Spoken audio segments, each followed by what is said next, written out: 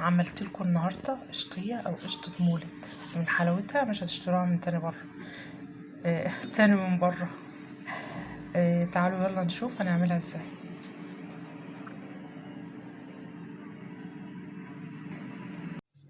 تعالوا يلا نعمل مع بعض حاجة من حلاوة المولد، كل الأطفال الصغيرين بيحبوها والكبار كمان بيحبوها. تعالوا نعمل القشطية أو قشطة المولد. أول حاجة هنعملها هنجيب 3 معالق جيلاتين. 3 معالق جيلاتين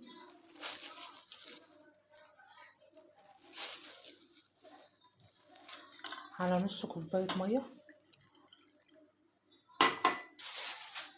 وهقلبهم.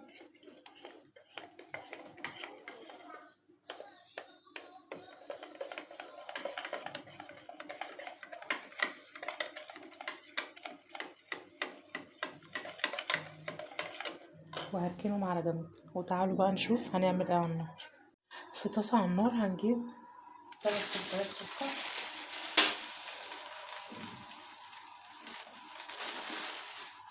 زي ما انتم شايفين 3 كوبايات سكر.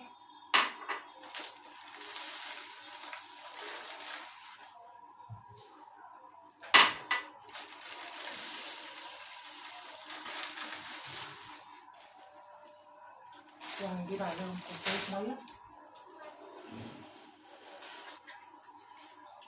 كوباية مية، كوباية عسل جلوكوز،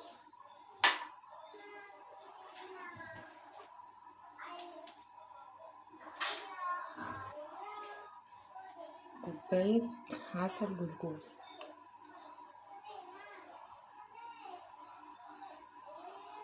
عسل الجلوكوز بيتباع عند أي حد بتاع مستلزمات حلويات، أو عند أي واحد عطار.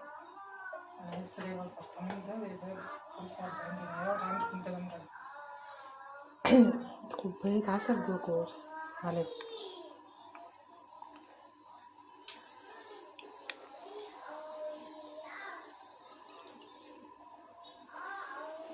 هسيبهم لغاية ما يغلوا، يا دوبك هيغلي بس دقيقتين 2 بس،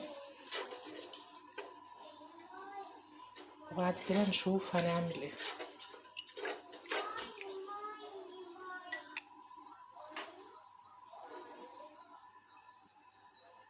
زي ما انتم شايفين هسيب السكر وعسل الجلوكوز يا دوبك يغلي بس دقيقتين، واقوم طافيه على طول. هاخد فيها الخليط زي ما هو كده، وهشتغل على طول بالمضرب الكهربائي بتاعي.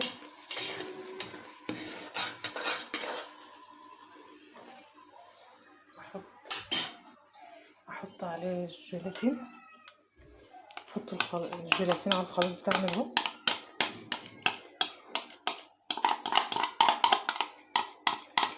وهشتغل بالمضرب الكهربائي على طول لغايه ما الخليط دوت يبقى عامل زي الكريمه بالظبط.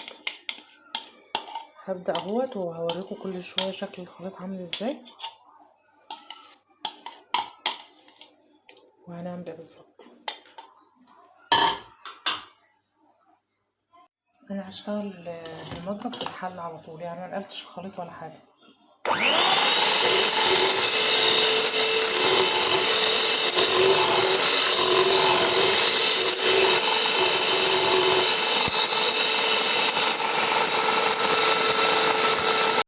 زي ما انتم شايفين انا هفضل اضرب في الخليط لغايه ما بقى زي الكريمه اهو.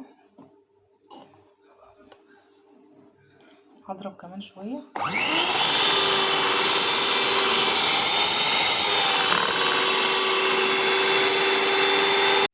هجيب صينيه بقى وهدهنها زيت.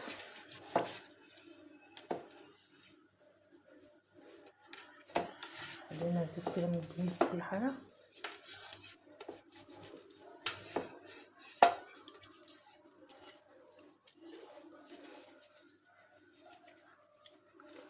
وهرش فيها من تحت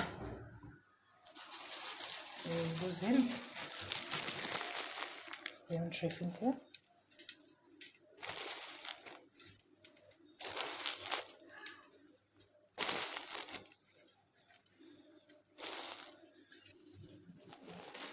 والزيت كمان.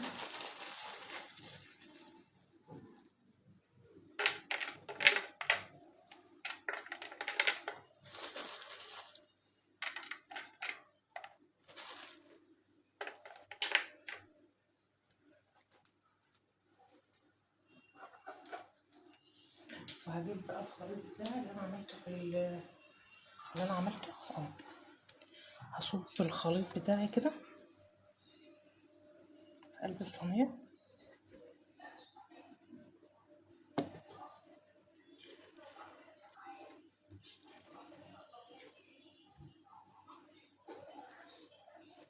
هنزل كل الخليط كده في الصينيه بتاعتي.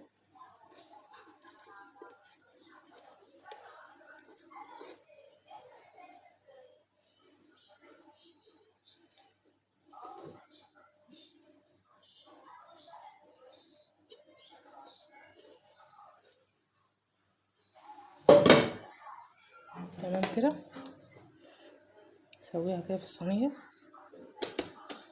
وهرش عليها من فوق برضو جوز هند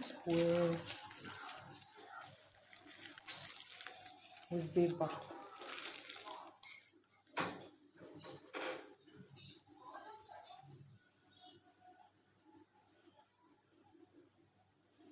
شايفين المنظر جميلة وكده. انت عملتي احلى قشطية او قشطة مولد للعيال، العيال الصغيرين كلهم بيحبوها.